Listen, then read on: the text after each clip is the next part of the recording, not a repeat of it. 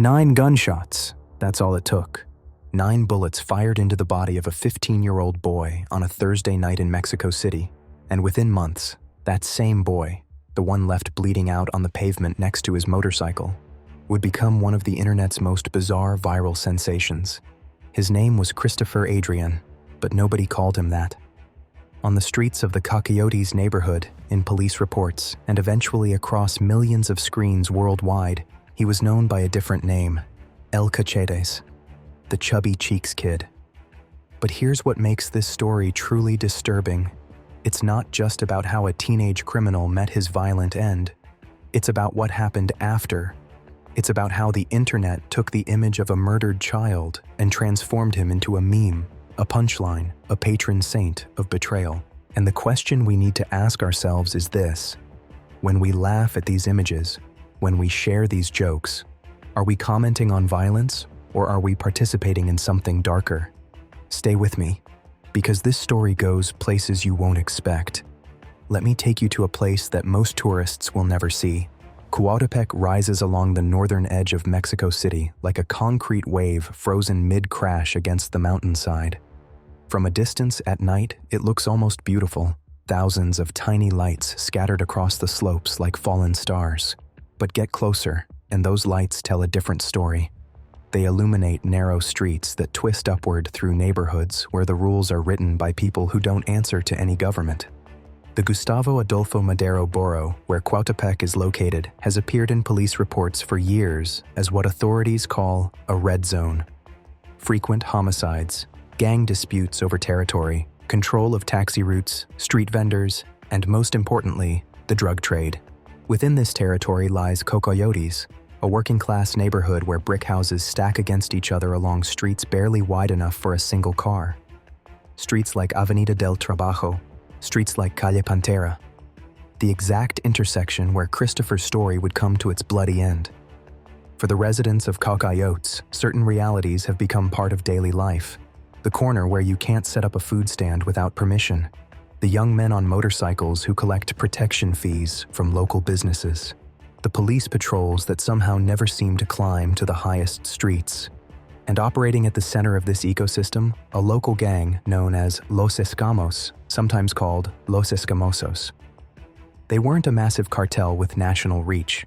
They were something more intimate and in some ways more terrifying. A neighborhood cell with absolute control over the lives of everyone around them. Their business model was simple: sell drugs, steal what they could, extort anyone trying to make an honest living, and eliminate anyone who got in their way. The journalist Carlos Jimenez, known by his handle C4, has documented groups like this for years. According to his reporting, Los Escamos represented a typical example of these hyper-local criminal organizations. Young men on motorcycles, systematic use of intimidation, and an endless supply of new recruits drawn from the neighborhood's youth. Because that's the thing about gangs like Los Escamos. They don't need to advertise. They don't need to recruit. The environment does their work for them.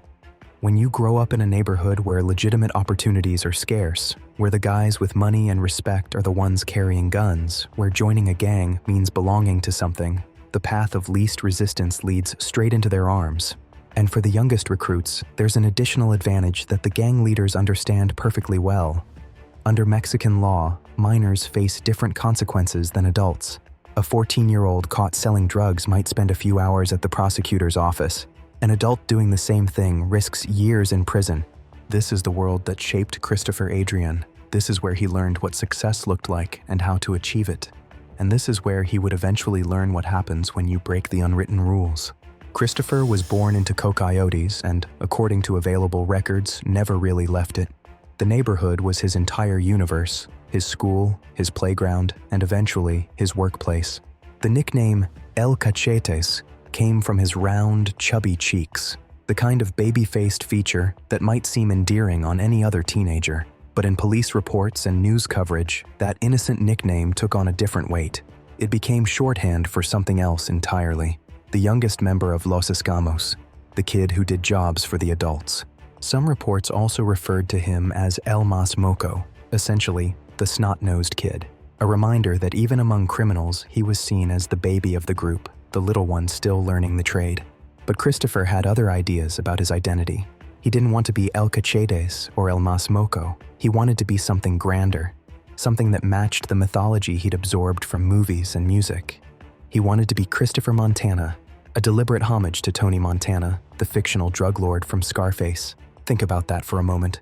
A 15-year-old boy growing up in one of Mexico City's most violent neighborhoods, idolizing a character whose story ends in a hail of bullets. There's a tragic irony there that Christopher himself probably never recognized. His social media presence, captured in photographs that would later circulate endlessly online, showed a teenager fully committed to this persona. In one image, he poses with a handgun. In another, he fans out a stack of cash toward the camera. Altars to Santa Muerte and Jesus Malverde appear in the background, saints venerated by many in the narco world. And perhaps most notably, he shaved his head in a way that left 2 letters visible at the back of his skull. C and M. Christopher Montana, his chosen identity, literally carved into his appearance. This is a pattern we see repeated across communities touched by organized crime, from the favelas of Brazil to the housing projects of American cities. Young people facing limited horizons construct identities modeled on the powerful figures they see around them or on the screens that bring them stories of wealth and violence. The Tony Montanas, the Pablo Escobars, the local dealers who drive nice cars and command respect. For Christopher, this wasn't just imitation, it was aspiration. It was the only roadmap to significance he had ever been shown. Looking at these photos now, it's easy to see them as evidence of a young criminal's arrogance. But there's another way to read them. These are the images of a boy desperately constructing an identity, trying to become someone who matters in a world that offered him few other paths to significance. The guns, the money, the religious icons, they were props in a performance of power that Christopher was putting on for an audience of his peers. In Cocoyotes, that performance could buy you respect. It could make you feel like somebody, but it could also paint a target on your back. Christopher's first documented contact with the justice system came in October 2022. He was 14 years old. The charge, possession of cocaine. He was detained, processed through the prosecutor's office, and then released. Back to the streets, back to Cocoyotes, back to Los Eskimos. 7 months later, in May 2023, he was detained again. The specific circumstances of this second arrest are less clear in the public record, but the outcome was identical. A few hours in custody, some paperwork, and then freedom. No long-term intervention, no removal from the environment that was shaping him. By October 2023, Christopher had just turned 15. This time, his arrest drew significant media attention. He was detained alongside Lauren Tejada Villanueva, a young man in his late teens, as part of a broader operation against Los Escamos. Television cameras captured the moment. Christopher's face, those distinctive round cheeks, the defiant expression, was broadcast across news programs and splashed across social media. Journalist Carlos Jimenez covered the arrest extensively. The images showed Christopher being held by police, his association with the gang now a matter of public record. A few days later, additional arrests would net 3 more alleged members of Los Escamos, along with 129 doses of drugs and a firearm. Authorities explicitly connected these individuals to Christopher and the earlier arrests.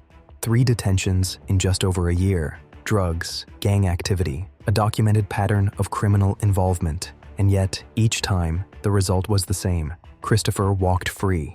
The reasons are embedded in how Mexico's juvenile justice system operates. Minors face different procedures, shorter detention periods, and more limited consequences than adults. The system is designed to emphasize rehabilitation over punishment, a philosophy that sounds reasonable in theory but can create a revolving door in practice.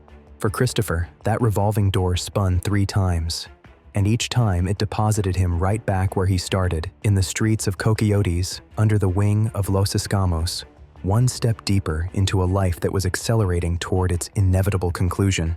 This is a pattern that criminologists have documented extensively. In jurisdictions around the world, juvenile offenders who cycle through the system without meaningful intervention often escalate their criminal involvement. Each contact with law enforcement that ends without consequence can reinforce the belief that the system is toothless, that the rules don't really apply, that the risks of criminal life are manageable. Whether a different approach would have saved Christopher is impossible to know.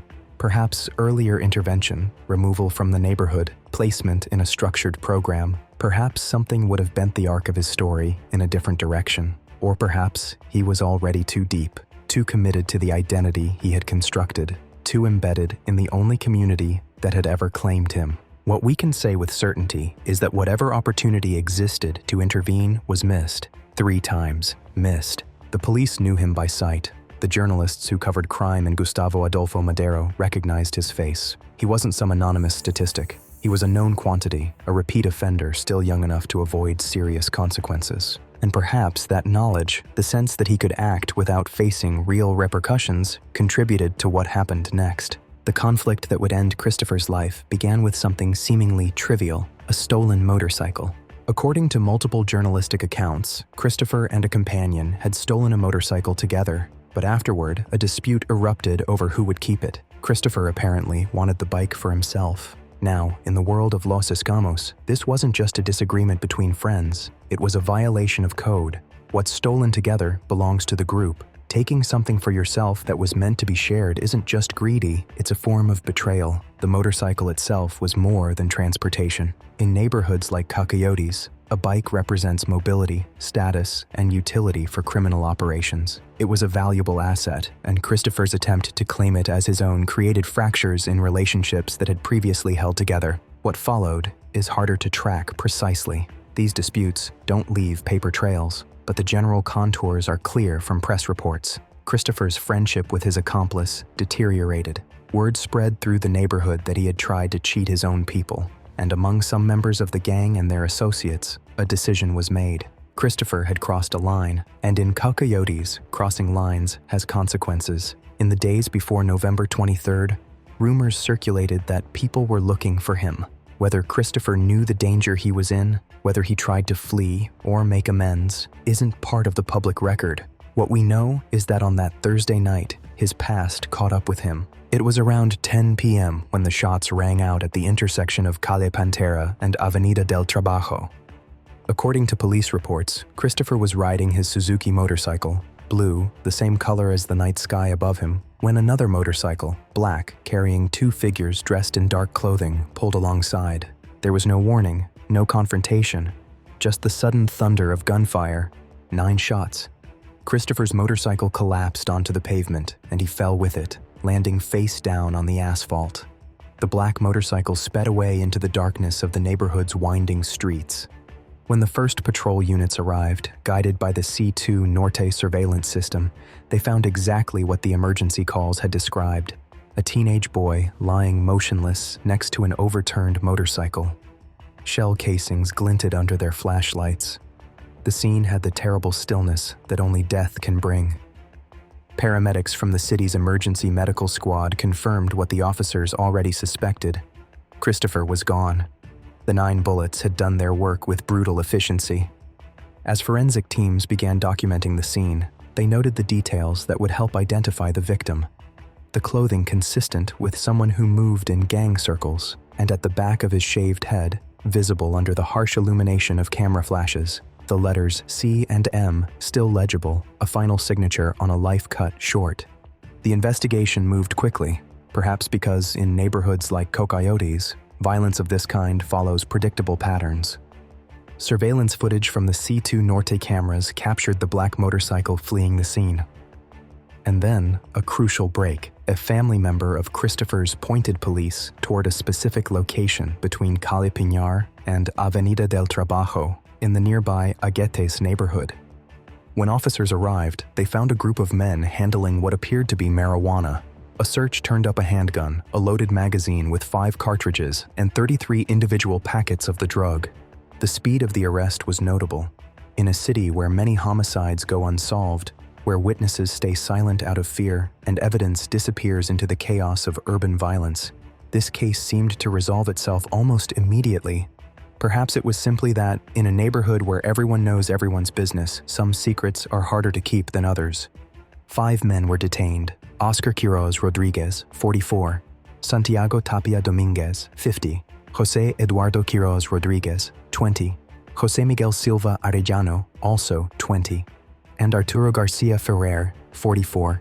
Background checks revealed that at least 2 of them had previous records in Mexico City's prison system for crimes including aggravated robbery and homicide. These weren't amateurs. They were part of the same ecosystem that had consumed Christopher himself.